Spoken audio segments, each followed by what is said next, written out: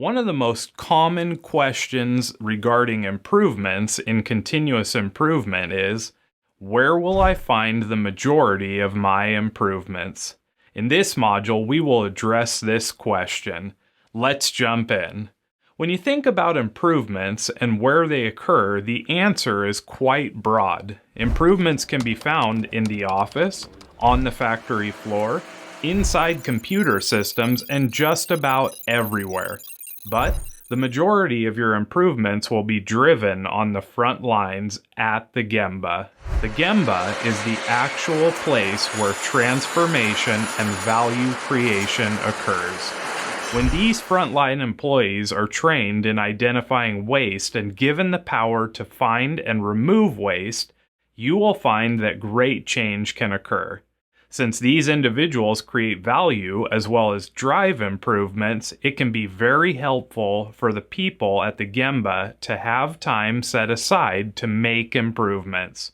This will give the people at the Gemba time to monitor improvements and report on them as changes occur.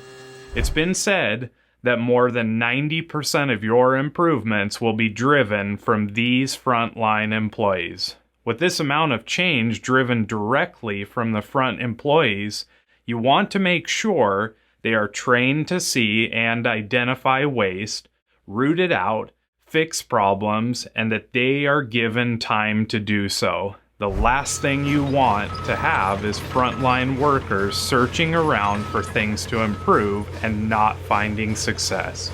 Remember, some changes will take longer than others, and some improvements may be done right on the spot.